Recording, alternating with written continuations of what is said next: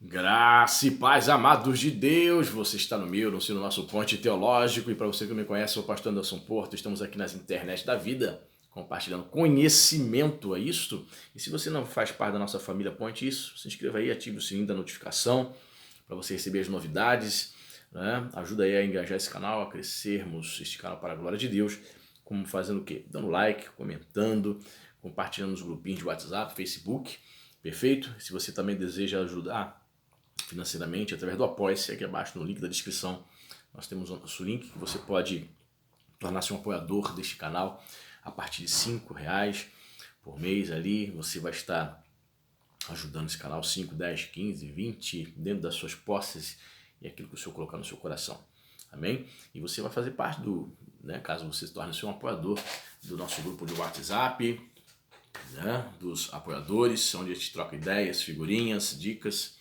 E dentro em breve vamos começar a sortear livros de teologia para os apoiadores, perfeito? Olha, meus queridos, olha, hein? Olha, meu Deus. Pois é, muitas obras aí que são desconhecidas, muitos não conhecem, muitos estudantes de teologia evangélicos não conhecem. Essa obra da editora Loyola, em 4 volumes, A História do Dogma. Olha só, somando os 4 volumes, irmãos, somamos 4 volumes, tomo 1, tomo 2, tomo 3, tomo 4. Olha, daí aproximadamente 2.000 páginas. Você tem uma noção? Olha. E cada tomo traz um tema. Vamos ver aqui por ordem, né? Tomo 1, o Deus da... Oh, meu Deus. O Deus da salvação. Vai abarcar aí do século 1 até o século 8. Deus da salvação, certo? Tomo 2. O homem em sua salvação, do século V até o século XVII, certo? Tomo 3. Os sinais da salvação, século XII e século XX.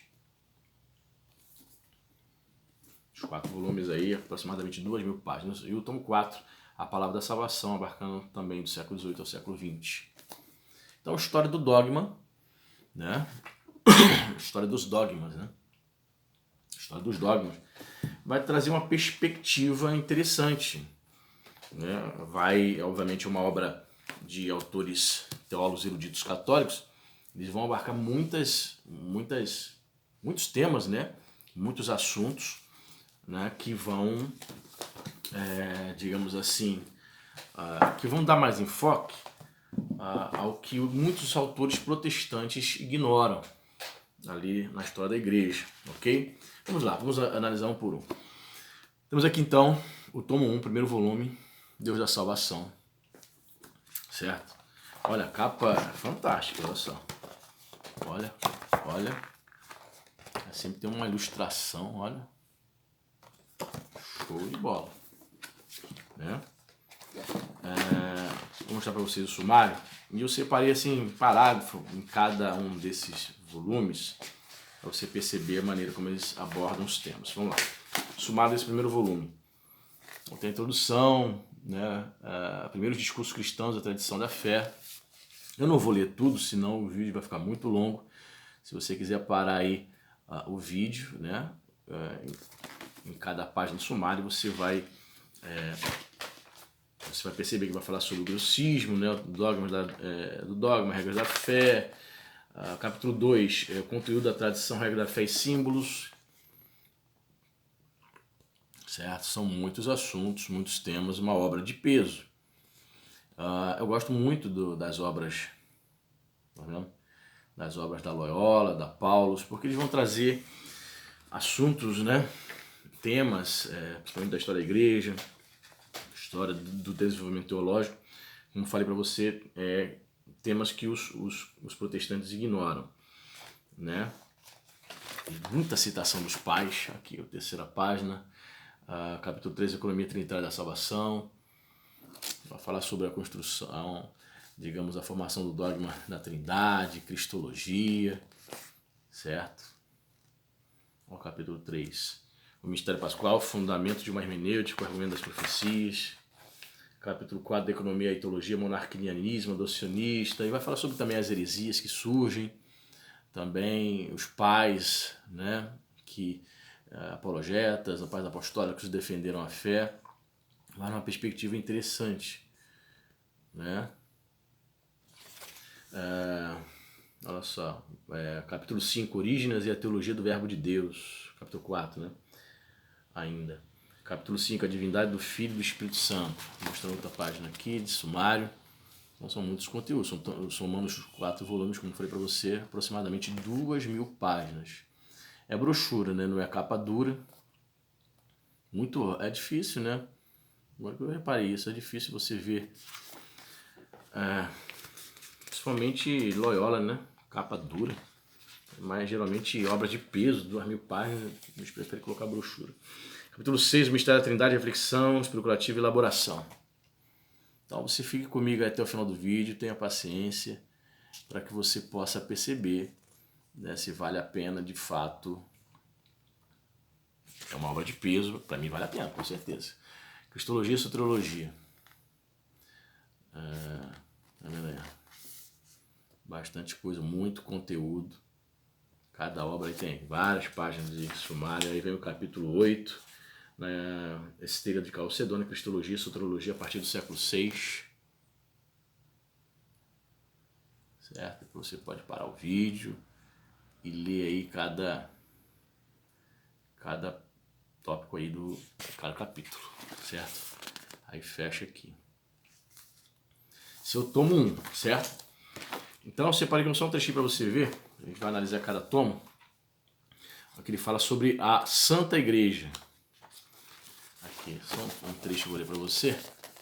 Sobre a Santa Igreja. E diz o seguinte, ó. A expressão Santa Igreja é rara nos padres apostólicos e se difunde a partir da segunda metade do século II. A primeira obra em que se torna estereotipada e frequente é a Tradição Apostólica de Hipólito. Ela é retomada acerca da igreja do Kahal Yahvé, do povo santo de Deus, reunido por ele numa convocação santa, qualificação frequentemente afirmada no Antigo Testamento, ele cita aqui Êxodo, Levíticos. Sabemos que o texto do Êxodo sobre o sacerdócio real e a nação santa foi retomado por 1 Pedro 2,9 a respeito da igreja. Vós sois um povo eleito, um sacerdócio real, uma nação santa. De igual modo, a igreja é sem mácula, nem ruga, nem defeito algum, santa e irrepreensível, como em Efésios 5,27. O Novo Testamento chama correntemente os cristãos de santos. Essa denominação permanecerá entre os primeiros padres da igreja. Qual é o seu sentido? Não se trata imediatamente de santidade moral. A igreja antiga sabia que comportava inúmeros pecadores e que ela estava num processo de conversão. Trata-se de uma participação recebida na vida mesma de Deus, pois só Deus é santo. O povo da igreja, suscitado por Deus, tornou-se eleito, consagrado, hieros, muito próximo de hagios, celeste e espiritual, pneumáticos, por causa de sua comunhão no Espírito que é santo. Pois a igreja é o lugar do dom de Deus aos homens e por isso mesmo instrumento da salvação. Essa afirmação testemunha uma tomada de consciência reflexiva da igreja sobre si mesma, à luz de sua origem e sua vocação. Notar-se-á no texto ocidental a passagem em que asma de o Espírito Santo para a Santa Igreja. Então você vê que a Igreja Católica, né, define essa questão na sua doutrina, né? A Igreja é católica, apostólica, romana, una, santa. Então essas designações que eles dão aí à Igreja. No caso aí, muitos entendem a igreja instituição católica, né? O Deus da salvação. Tomo 1, tomo 2. Tomo 2 ele vai falar o homem em sua salvação. Vou mostrar para você aqui a capa. Meu Deus, coisa linda, hein? Gostei, mesmo sendo brochura só. Olha. Olha a cor de laranja, ó. Coisa linda. Bem acabado, né? Então, temos o sumário aqui. Introdução, vai falar sobre criação, salvação e glorificação, capítulo 1, a criação dos céus e da terra. O conceito aí dos que os pais apologistas disseram a respeito disso. Ok? Vamos lá. Capítulo 2, o homem criado à imagem de Deus, a continuação do capítulo 1. Capítulo 2. capítulo 2 ainda. Você pode ir parando devagarinho para você conferir os detalhes. Capítulo 3, ele vai falar sobre o pecado original, o pecado das origens, Santo Agostinho, foi da Idade Média. Perfeito. Continuação aqui do capítulo 3. É muito conteúdo, gente. 2.000 páginas. Puxa. Uma obra de peso. Eu, quando vi essa obra aí, foi na Amazon que eu comprei, né? E quando eu percebi ali, eu vou comprar, senão daqui a pouco sai de circulação, ninguém vê mais. Capítulo 4. São obras que não é todo mundo que compra, só que realmente tem interesse, né? Estudiosos, mestres, pessoas de teologia. Então eles lançam poucas impressões, certamente. Aí sai rápido de circulação, né? Aqui, capítulo 5. Graça e justificação do testemunho da Escritura ao fim da Idade Média. Então temos aí a continuação do capítulo 5. Certo? Show. Aí vem o capítulo 6. Graça e justificação do Concílio de Trento à época contemporânea. É muita coisa, muito assunto. Você que gosta de história da igreja, você que gosta de saber a formação das doutrinas, o desenvolvimento da teologia, dos dogmas. Muito interessante. Capítulo 7, natural e sobrenatural. E vem aqui o capítulo 8 também, fim dos homens e fim dos tempos. A percepção, né? Escatologia. Certo? Fazendo aqui uma resenha bem... né? Não tem como fazer um vídeo desse para mostrar realmente aí o conteúdo dele para você, um vídeo desse de 5, 10 minutos no máximo, não tem, são 4 volumes, então a gente gasta um pouquinho mais de tempo aí nessa resenha, ok? Primeiramente mostrando para vocês aí, capítulo 9, o caminho e suas paisagens nos primeiros séculos da igreja, capítulo 10, a herança de Agostinho, 11, os caminhos de uma modernidade prematura, capítulo 12, nos turbilhões de uma ruptura, 13, quando a igreja se dividiu e se alienou, conclusão da rejeição, a desconfiança da modernidade. Então, no finalzinho aí, os capítulos são mais curtos, tá vendo?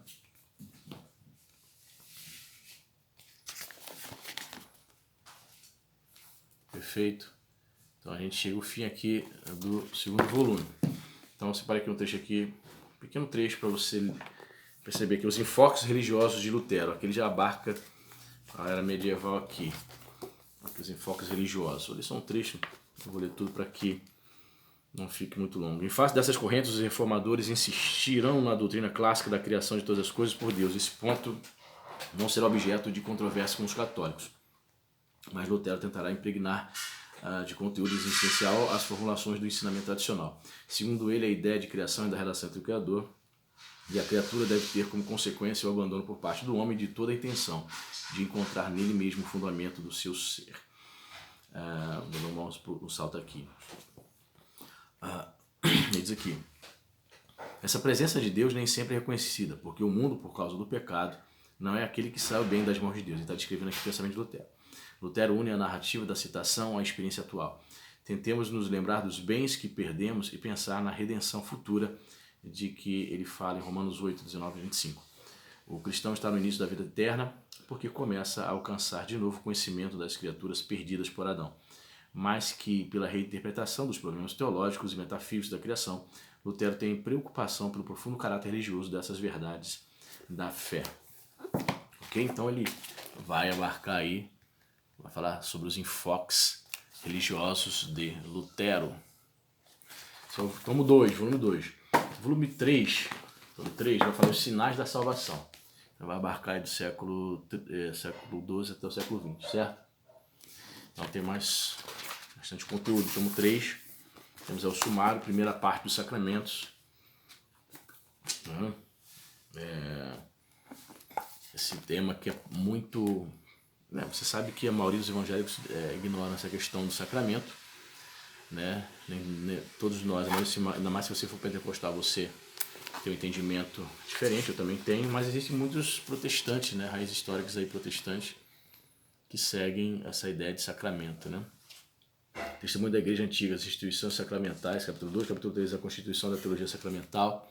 Então você vai ver a formação, o surgimento aí dessas questões dos sacramentos, né? Como que se deu isso, né? Não surgiu do nada, né? Houve uma construção teológica, né?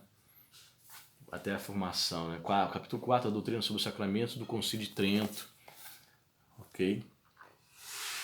Depois eu vou ler daqui a pouco um trechozinho falando sobre esse sacramento aqui nesse tomo aqui, você ver.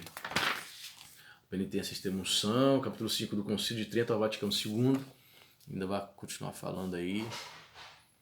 Então na Idade Média ali você vai perceber que vai se consolidando a doutrina sacramental, os dogmas, né, da Igreja Romana.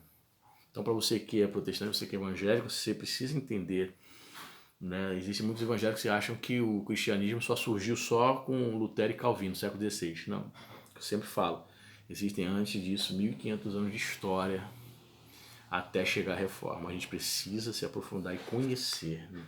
Não podemos ignorar, não. No capítulo 5, Sacramentos, o Segundo Vaticano.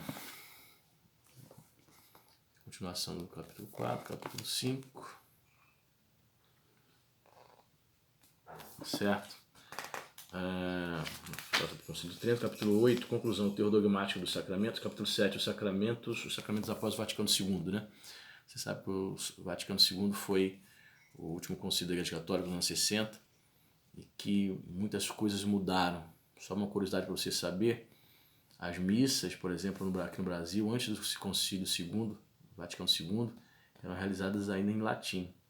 Depois disso, por conta desse concílio, as missas começaram a ser realizadas na língua materna, né? Então tem pessoas aí que são da terceira idade que lembram disso, que eram católicos, agora são evangélicos, lembram muito bem disso. Capítulo 9, o sentido da igreja na época dos pais. Capítulo 10, a igreja no império. Lembra que iam para a missa, não entendiam nada. Imagina como é que é isso, né? Capítulo 11, rumos à igreja de cristandade. Capítulo 12, a emergência do dogma eclesial. Capítulo 13, capítulo 12, a emergência do dogma eclesial. Capítulo 13, a eclesiologia do tempo da reforma. Percebe que é muito conteúdo, cara. Como falei, são 4 volumes, quase 2.000 páginas. Capítulo 14, a igreja diante do racionalismo moderno. Capítulo 15, a virada da eclesiologia no século XX. Capítulo 16, ser igreja no fim do século XX. Né? São autores católicos. Você fala, mas não me interessa saber como é ser igreja, ser um católico no século XX. Não é isso. Ainda mais se você for um mestre, for um professor de teologia, você precisa conhecer. Você não pode dizer, eu não quero saber. Não quero saber. Capítulo 17, de Maria, mãe virginal de Jesus, a Maria sempre virgem, mãe de Deus. Como é que se deu isso, cara? Construção aí da mariolatria, ou para os católicos, mariologia, né?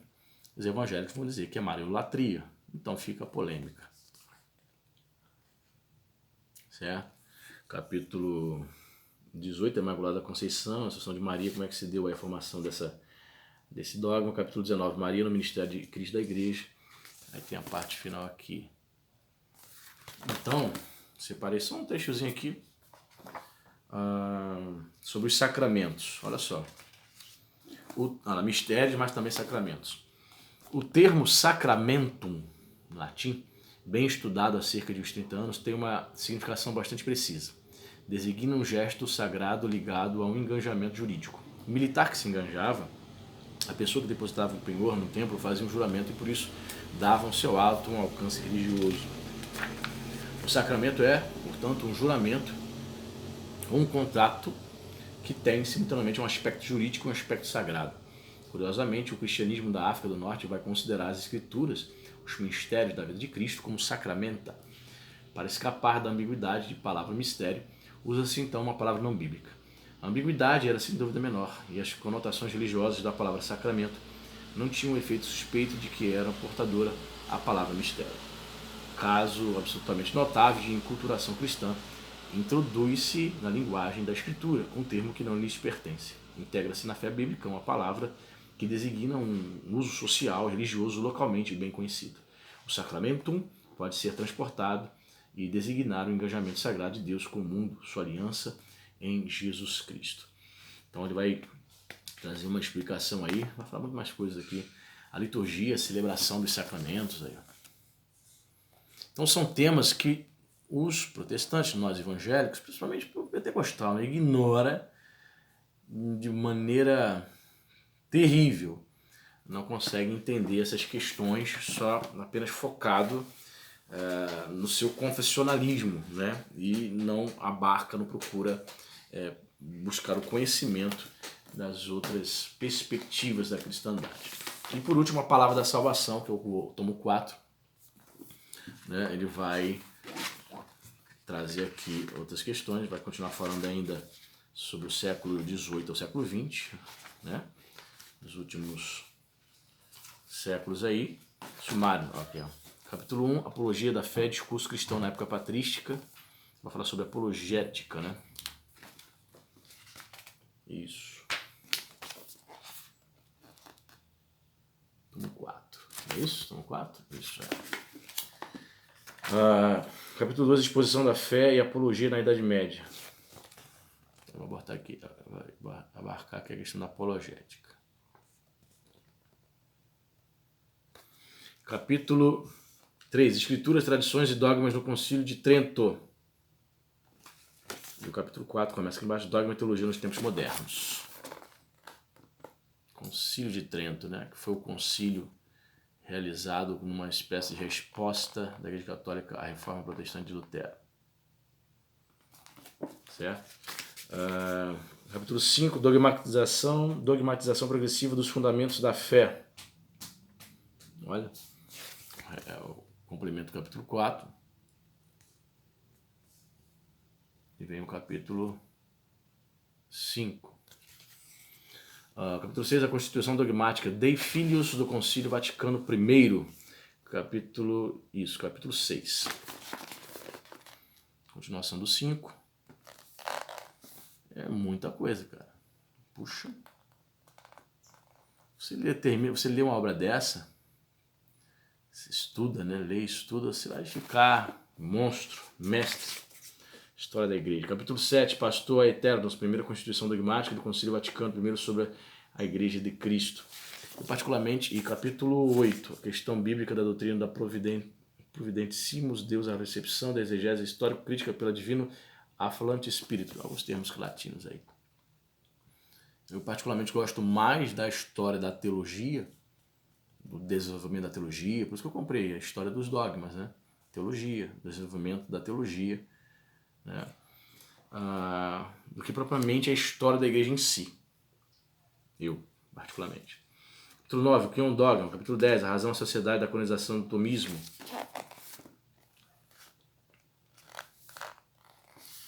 Eu não sei quanto a você, mas eu, como falei, gosto mais da história do desenvolvimento da teologia. E, obviamente, você vai ser obrigado também, de certa maneira, a estudar um pouco acerca da vida, da biografia dos principais proponentes, tanto das heresias quanto da ortodoxia. Né? Capítulo 11, encíclica Humani Generis.